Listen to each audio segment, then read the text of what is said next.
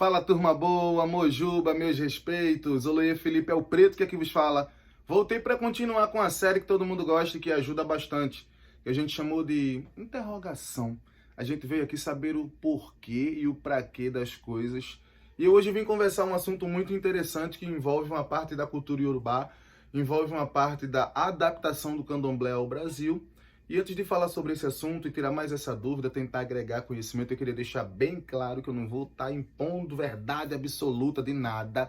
Eu estou mostrando o meu prisma, a minha visão, o meu módulo de entender e de praticar o meu culto na minha família de axé, aqui em casa, no Ebé Ayarabu Orixá. Eu, a mãe Danda e todas as pessoas que estudam e descendem do axé dessa casa procuram entender de uma forma melhor. E eu tô aqui fazendo justamente isso hoje. Então eu vou pedir para que você deixe seu likezinho aí no vídeo, curta bastante, mostre para as pessoas que você gostou, compartilha para os seus amigos, se inscreve no canal, por favor, ativa seu sininho, porque vai estar chegando notificações de coisa muito boa que o Luiz Felipe está fazendo para todos vocês aqui. Acima de tudo, se você gostar, comenta embaixo, tá? Deixa escrito aqui o que é que você achou, deixa a sua opinião quanto ao papo. E agora a gente vai saber sobre o que é que a gente vai conversar hoje. O papo é, digamos que um tanto quanto...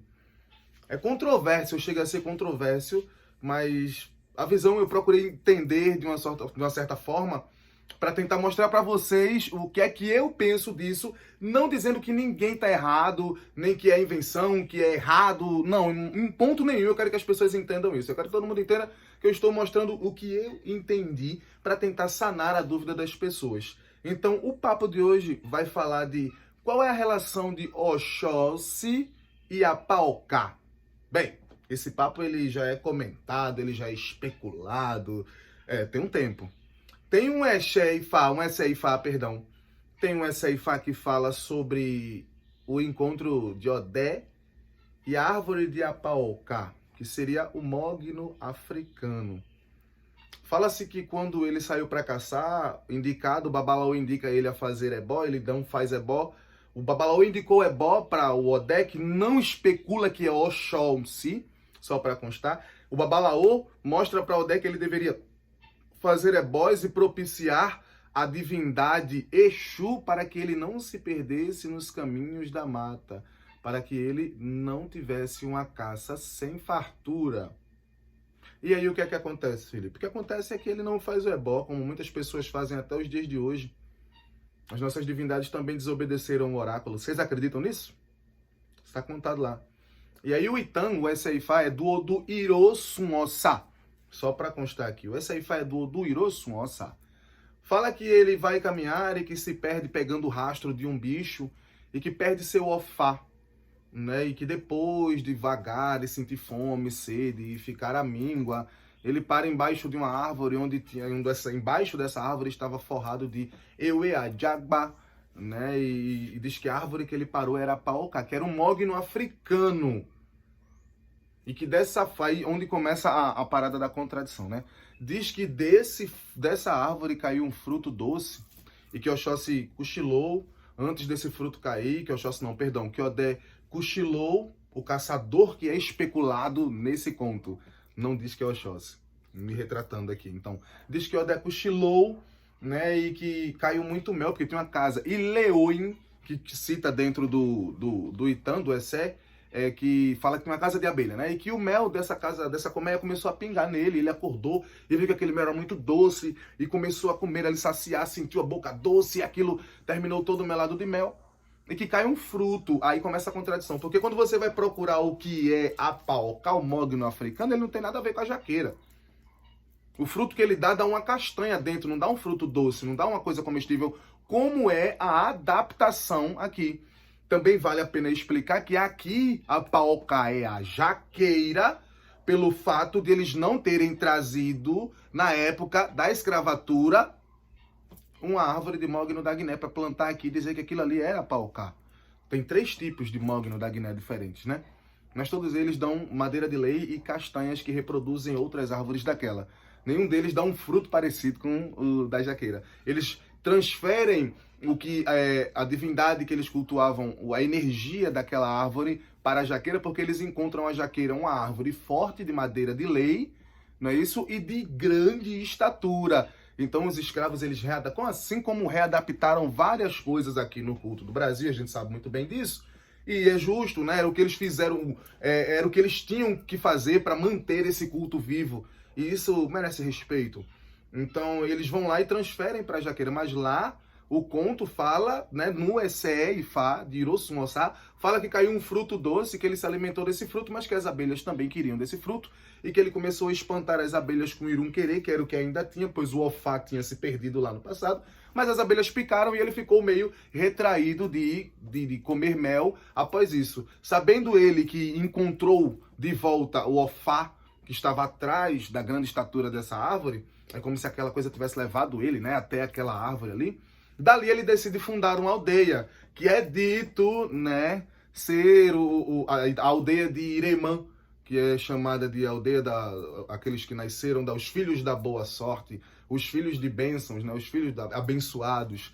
E aí isso acaba ficando um pouco contraditório, né, quando ele acha na árvore de Apaucá, mas se Apaucá é mogno da Guiné, como foi que caiu o fruto doce se mogno da Guiné não dá um fruto doce, suculento, comestível, como a jaqueira? Aí a galera já pegou a jaqueira, já impôs no Essé e Fá. Então esse Essé e Fá ele já fica duvidoso. Não é isso? Quando a jaqueira, quando o fruto da jaca cai de um mogno da Guiné, que é a paucá, isso já fica meio, né? Então fica difícil. A gente tem que compreender que lá mogno da Guiné, beleza. Aqui a transferência do culto de Apaucá para a jaqueira. Aí passa assim a jaqueira a ser chamada de Apaucá. Para o povo do candomblé, onde habita o espírito de Benambupé, a divindade Bambá, irmã das outras duas, que eram as principais Eleiés, as grandes mães, e que foi a que quebrou o pacto de relacionar-se com o homem e assim reproduziu esse tal Odé que é citado, que reencontra o espírito de sua mãe e começa a cultuar a partir dali, funda um culto ancestral aos pés daquela árvore. Mais uma vez, assim como Xangô com Torossi, o Odé que é citado, né, nesse Essé e Fá, ele faz culto a uma mulher.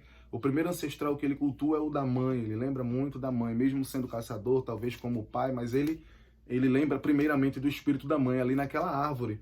Então a relação de Oxóssi, né, com a Paucá ou Opaoca, como é chamada o mogno da Guiné, e aqui no Brasil, como é chamada a jaqueira, dentro do culto de Naguquetu, né, eu não sei.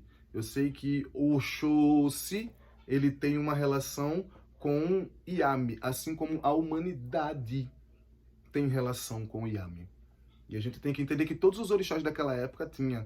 Isso foi uma outra pergunta que essa mesma pessoa me fez. Qual a relação de Oxóssi com Iame? Né? Então a gente tem que entender que eles começam a englobar de uma certa forma dentro do candomblé, assim, se faz culto a Benambupé e a Bambá na jaqueira, no candomblé de Quito, onde houve essa transferência de árvores na escravidão de lá para cá, deixa de ser o mogno africano para passar a ser a jaqueira, que é uma árvore de grande estatura e forte, onde eles invocam o espírito da mãe daquele caçador para poder fundamentar o culto daquele caçador. Isso sim é um amplo conhecimento do culto e a importância da ancestralidade se fazer presente, assim como o Ogê no culto de Xangô, assim como o Yamacê, assim como o Axabó, assim como o Caxongá tem que estar lá no lugar e outras coisas que tem que ter em certos caminhos. Estou falando de candomblé, não estou falando de Xexê. Lembrando que está falando aqui é o Oloye Felipe, tá? O Babalaô, Ifatobi, Ifanii, o Babá Elexu, Exutunde, Olonã, Oloxum, Oxum, Adedolá, eu, Omon, Obala, Xelenu. Eu tenho todas essas religiões, todas essas crenças, esses módulos de viver, são orixás que eu iniciei na minha cabeça. Você tem esse tanto de iniciação? Tenho sim. E me fez muito bem, por sinal. Então, eu posso falar de candomblé porque eu vivi candomblé, eu aprendi candomblé, eu entendi candomblé por esse lado amplo. Então, a relação de Oxóssi com a Paucá, não sei, mas que houve um caçador que fundou algo aos pés de um mogno africano, que era onde era invocado o espírito de Apaucá. A Apaucá, que é uma das árvores que faz parte do grupo de árvores que são os pilares do culto de Yami, os pilares onde as aves das grandes mães pousaram primeiro e após pousar nas 7 principais árvores, elas pousaram em outras árvores E a paoca, o mogno africano, foi uma dessas árvores, na qual esses grandes pássaros que vieram do Orum pousaram, né, até ao chegar aqui na Terra. Então, a gente sabe que tem uma relação com o Yamisim, tem uma relação com o espírito ancestral feminino, tem uma relação com a Eleé, tem uma relação com a Djé, né? Então, a gente, lá na África, na parte da África, a gente entendeu. Aqui no Brasil, a gente também tem que entender que isso é uma adaptação do culto, assim como outros artefatos que foram imbuídos, e a gente sabe muito bem disso, né, que fogem da tradição de lá e que se tornam uma nova tradição aqui para fortalecer com aquilo que tínhamos para que o culto dos nossos orixás não morressem. Então a gente tem que respeitar esse lado. A relação de Odé com Opaoká está relacionada dentro do Irosum Ossá, que o Essé que eu encontrei me deixa um pouco encucado pelo fato de falar de um fruto doce que brota de Opaoká para que Oxóssi coma.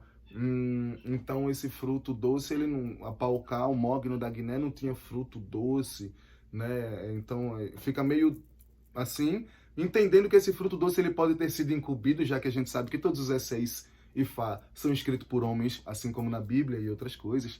Então a gente pode imaginar que esse fruto doce ele é incumbido aqui no Brasil, após a jaqueira, lembrando também que dentro da cultura de orixá, a vinda de orixá para o Brasil e o erguimento desse culto aqui no nosso país, ele é altamente importante para a sobrevivência dessa cultura no mundo. A gente tem que deixar isso muito claro, não podemos esquecer dessa parte. Portanto, o meu entendimento quanto à relação de um caçador, um determinado caçador com o Paoká. E aí é onde a gente encontra cultos e vários caminhos de Odé que precisam primeiro fazer culto a essa bendita árvore, fazendo alusão ao mogno africano. Fazem culto na jaqueira aqui no Brasil, fazendo alusão ao mogno africano. Onde nas quartinhas de Oxóssi existem presentes, fundamentos, obrigações e segredos que estão relacionados a um caçador e a uma divindade, uma deidade feminina que habita essa árvore da jaqueira, a qual com certeza habitava o mogno da Guiné em alguma família, em alguma cultura iorubá que chegou como escravo aqui no Brasil e conseguiu guardar isso dentro de sua cabeça, de sua alma e expor isso com os artefatos que tinha aqui no Brasil na época, que pôde expressar um pouco de seu culto e repassar essa sabedoria.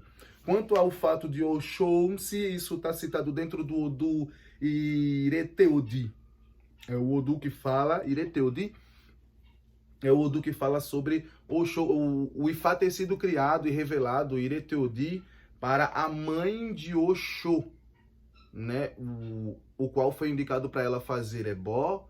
Todo esse Ifá, todo Itã Ifá vai indicar fazer ebó. E a gente tem que entender que isso é necessário. Não é que Babalaô quer roubar, não, é porque é necessário, a gente tem que fazer culto todo dia, a gente tem que correr atrás, a gente tem que cultuar, tem que falar, tem que louvar, tem que conversar, tem que expor, tem que consultar todo dia. É normal, isso é o nosso culto diário, né? Então toda essa Ifá fala sobre oferenda. E foi indicado a mãe de Oxô, né, a fazer oferendas para que seu filho não passasse por percalços ruins da vida. E ela vai lá e obedece, né, para que ele estava indo a um trabalho, poderia passar perigos e que esse ebó iria livrá-lo do perigo, ia fazer com que ele fosse reconhecido e tivesse honras e riquezas. Assim organizou o Odudu, isso está citado dentro do Odu Ireteodi, do Odu Ireteodi, perdão. Assim organizou o Odudua, né, falando que iria fazer a festa dos inhames novos, mas não fizeram apaziguamento às grandes mães, às grandes adjés. Não foi feito um apaziguamento da forma devida e nem foram elas convidadas para a festa, porque desde o passado que se teme muito essas divindades, até os próprios orixás, os irumolés, temiam essas senhoras, né? Então, ou apaziguava para que elas ficassem em paz, mas convidar geralmente ninguém costumava, porque a presença delas geralmente tem uma energia muito forte, talvez até incontrolável. E aí, por esquecer de apaziguar as adjés, conta-se que elas ficaram muito chateadas, né, as grandes mães, e mandam para Ileifé um pássaro gigante que pousa na praça da cidade e fica amedrontando a todos.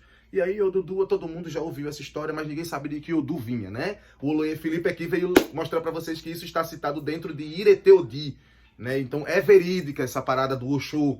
E aí o Odudu manda chamar vários caçadores, e aí vem fulano, vem cicrano, vem beltrano e tal, Oxóssi, né, perdão, vem o Oxótocan Xoxô, que é o cara que vai se tornar Oxóssi no futuro, né, que é um dos caçadores. Todos os caçadores vieram e falharam, e aí Oxóssi, abençoado pelo ebó que sua mãe fez, Né? Essa é a relação de Oxóssi com Yami, né? Ele tinha uma mãe. Só dele ter uma mãe, ele já está relacionado com Yami. E entender que essa mulher consultava o oráculo e fazia magia, então ela era uma mãe e feiticeira. Yami, Adje, minha mãe é feiticeira. Confere, já, acho que dá para vocês entenderem, né?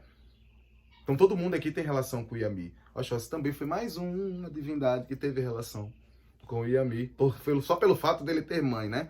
E ele vai lá e atira a flecha, que era composta pelo irmão, de ferro, né, e de forjada no aço, e acerta o peito desse pássaro que não tinha passado a flecha de ninguém até então, porque ele estava protegido da magia de Agé. E a magia que a mãe de Oxô fez, quebrou aquele encanto e consegue matar o pássaro. E aí todo mundo louvou, ele ficou rico, né, ganhou grandes honrarias e ficou conhecido. Quem é o feiticeiro? Porque as pessoas viram que aquilo era magia. E como ele derrubou aquela magia? Com outra magia. É nesse fato que Fá ensina as pessoas a fazerem ebó para que seus filhos se sucedam bem, para que seus filhos não passem por percalços ruins na vida. É aí onde a gente pode citar o Icomojadê, o Essentaie, o Ifá, que é feito para a criança, né? Ensinar aquela criança a louvar Exu desde pequena, mostrar a importância dessa divindade para ela, a importância de fazer ebó, ensinar ela a gostar da nossa religião. Era isso que era feito no passado, e isso formou grandes marcos históricos. Eu lembro que, se não me falha a memória, o Itã fala que a mãe dele fez ebó para que o filho dela fosse tratado com honrarias e que seu nome nunca fosse esquecido para a eternidade. Ela fez o ebó e aí eles se perguntam como se chama o show, e o Dudu diz que ele se chama Oxóssi. Diz que o feiticeiro é popular, que todos irão reconhecer aquele feiticeiro para sempre.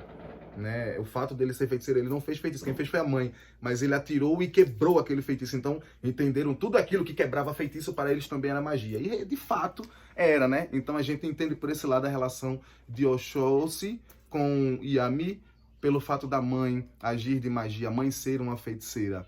Né? Quem era essa mãe? Eu não posso dizer que era Opauká, tá, pessoal? Porque ela não cita, no Ireteudi não cita que ela era Opauká, não.